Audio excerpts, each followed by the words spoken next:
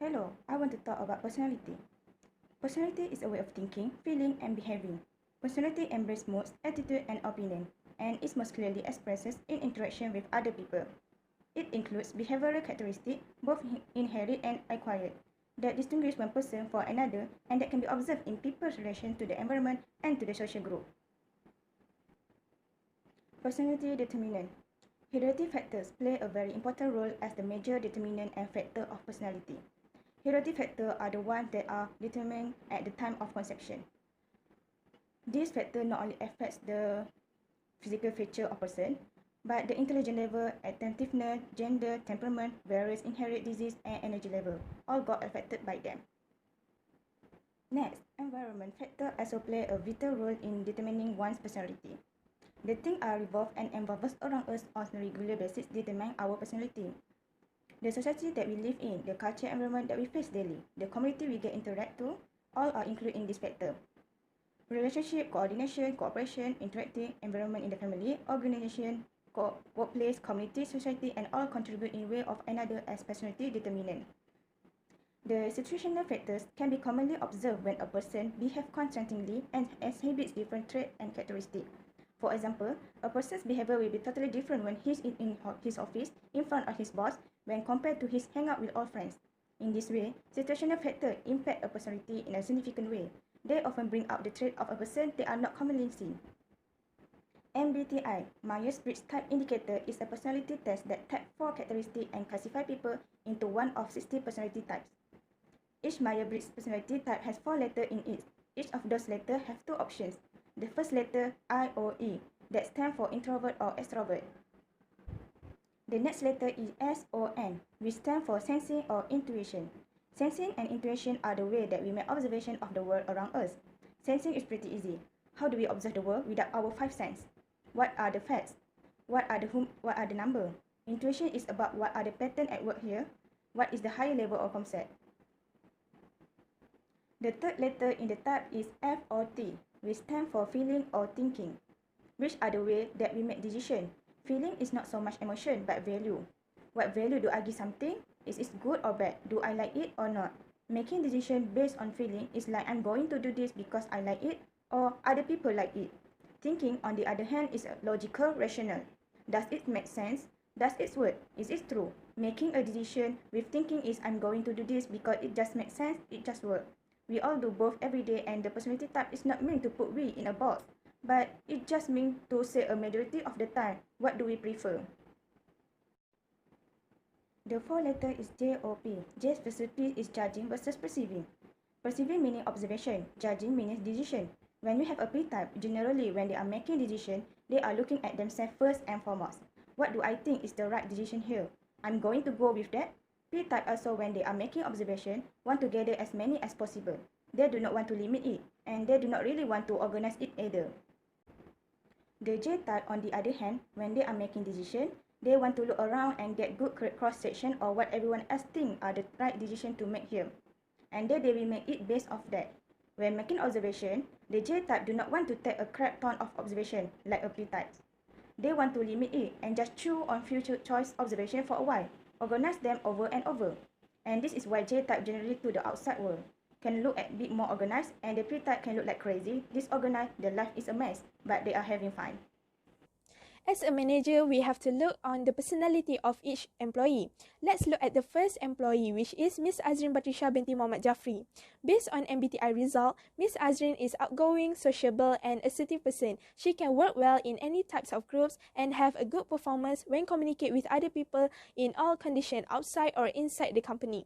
She is practical, prefer and detail-oriented person. She's so calm, relaxed, and refuse to worry too much about the problem when she believes herself can solve the problem well. For example, at 8 a.m., she already arrived at our company for the interview of marketing position. All the documents has been prepared. She felt that she deserved the position, and she was one of the best graduated degree students with a higher pointer in the marketing field and got some marketing experience. Besides that, she is relying on her personal values and emotions. Next, let's look at the second employee, which is Miss Fatimah binti Abdul Raof. Based on MBTI result, Miss Fatimah has introvert personality. She likes to do her work alone or in a small group only. She also a brand-minded person that uses reasons and logic to handle problems between the others employee very well in good way. For example, when people are facing difficulties, she knows how to solve the problem with some good motivation and ideas. She assists them with good attitude. Moreover, Miss Fatimah also have a perseverance personality who gets her job done but scrambling at the last minute to get the details in place to finish her work. She is the type of people who are laid-back, adaptable all-rounders of the personality type world. She is spontaneous and often juggles several projects at once. The last employee is Miss Nur Sabrina binti Ahmad Nazri. Based on MBTI result, Miss Sabrina is an employee that have introvert personality because she more likely to work alone. She prefers to do individual work rather than grouping work. She also always takes serious with her job and always makes sure to finish the work before deadlines. She feels comfortable navigating life in orderly way. Furthermore, Miss Sabrina have passionate personality. She would do her job really well and in continuously enthusiasm. Her motivated and passionate outlook can make other people and colleagues to feel the same way that they do. She is caring, warm and tactful employee in the company. She likes to assist her colleague with her personal skills. Hello, today I want to talk about value. What is value? Value identified in organizational activities as the collective principle of what in a society is considered good, attractive, right or bad, and incorrect. The importance of value. Firstly, the basis for knowing the degree of motivation is value. Secondly, they include representations of right or wrong. Thirdly, these affect attitudes and actions.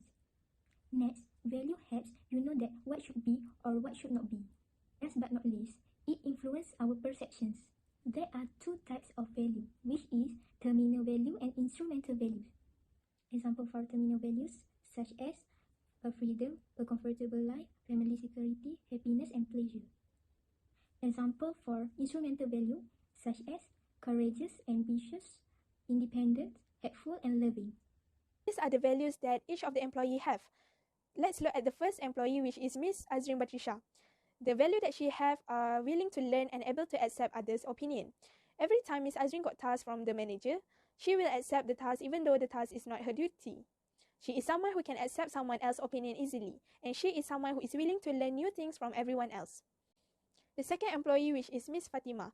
The value that she have are helpful and love to share knowledge. Miss Fatimah always have a clear picture on how to solve the problem because she help people who ask for her help. She is the last minute person, however, she always perform in doing tasks given and always get compliment from the manager. The last employee is Miss Nur Sabrina. The value that she have are capable, responsible and well-mannered. Miss Sabrina is someone who like to finish tasks early. Every time she got a task from manager, she will do it on time. She always focuses with her duty because she is the person who is responsible for her job. She is capable to do any task by her own. She is well-mannered person and because of that, most of the office mates pleasant to be a friend with her. Perception is the process of interpreting something that we see or hear in our mind and use it later to judge and give our verdict on a situation, person, or group. Research on perception consistently demonstrates that individuals may look at the same thing yet perceive it differently. One manager, for instance, can interpret the fact that her assistant regularly takes several days to make important decisions as evidence that the assistant is slow, disorganized, and afraid to make decisions. Another manager with the same assistant might interpret the same tendency as evidence that the assistant is thoughtful, true, and deliberate. The first manager would probably evaluate her assistant negatively. The second manager would probably evaluate the person positively. The point is that none of us sees reality. We interpret what we see and call it reality, and of course, as the example shows, we behave according to our perception.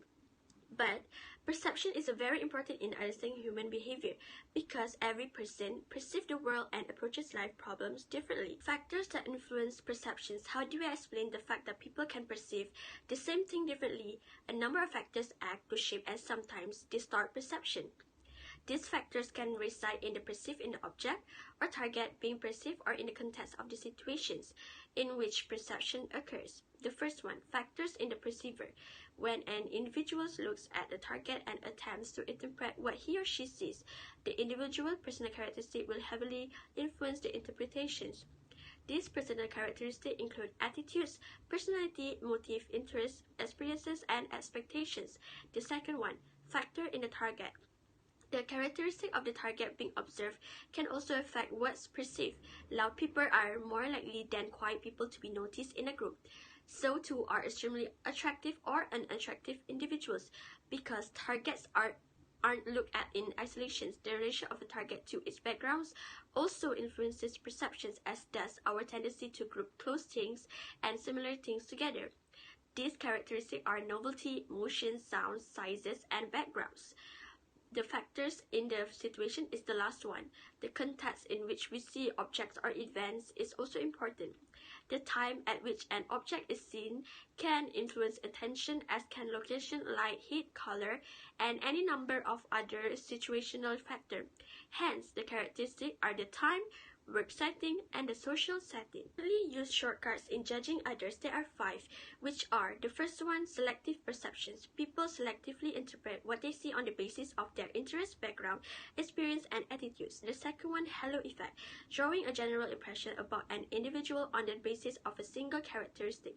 The third one, contrast effect, evaluation of a person's characteristics that are affected by comparison with other people relatively accounted who rank higher or lower on the same characteristic. The fourth one, projection, attributing one's own characteristics to other people. Finally, stereotyping, which is judging someone on the basis of one's perceptions of the group to which that person belongs. How to avoid shortcuts in judging other people? First of all, selective perception. To reduce the selective perception factor in your communication and behavior, remind yourself there are always more than one way to look at things. Try to understand how the other people sees the situation you are talking about. Try to come to a meeting of the minds. Secondly, stereotyping. To prevent stereotyping from damaging your communication and behavior, be aware of the kinds of people who turn you off, and when they're speaking, remind yourself that you don't have to like them or even agree with everything they say. All you have to do is give their comments a fair hearing to see if you can learn and anything you can use. Thirdly, halo effect. For example, if you are aware of the halo effect, you can mitigate the effect of the bias by trying to create 2 possible impressions of people when you first meet them. Fourthly, contrast effect. By developing self-awareness of our emotions and of our biases, help us to be more effective in the workplace and to provide more consistent and fair evaluations. Finally, projecting.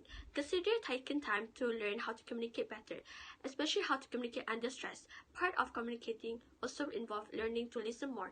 Remember that words are the only way of people communicate. It might be also in their body language and the actions they take. The perception manager towards employees. For the first employee, which is Miss Azrin Batrisyia, the performance expectation. The qualification of this employee are suits with the job that company offer. For the focus on goals, she has a clever objectives when she doing her job and sociable work when doing tasks. Next, the second employee, which is Miss Fatimah. The performance expectations, she has average performance in work. For focus on goals, she has high distinctiveness, not sociable person, and quite shy. For the last employee, which is Miss Sabrina, the performance expectations, she has a very good performance and high effort that she knows while doing the task. For focus on goals, she made an important list work when doing a task. The perception employees towards job and environment according to Kelly attribution theory. Let's look at the first employee, which is Miss Azrin Batrisyia. She has low distinctiveness. She is the person who is complain about the task that given by her manager. Although at the outside, she complain about what she thinks that's not satisfied. Next, low consensus. The other employees not to complain about the task had been given, just only her complain about the task. And lastly, high consistency. She always complain about the work that had been given to her. The next employee is Miss Fatimah. The first is high indistinctiveness. When she do the work, the Wi-Fi have a problem and the internet is very slow. Next, high inconsensus. Though other people have the same problem who is get the slow line when they do the works. The same complaint about the Wi-Fi. And lastly, low inconsistency. She is the only complaint about the Wi-Fi when the line is worse and not to complain about other else. The last employee, which is Miss Sabrina. First, high indistinctiveness. She also involving the other and blame someone although that is not relatable with other. Next, low in consensus, but the other not complain as the same based on what she do, except herself. And lastly, low inconsistency. She will not repeat this many times, she will complain only once.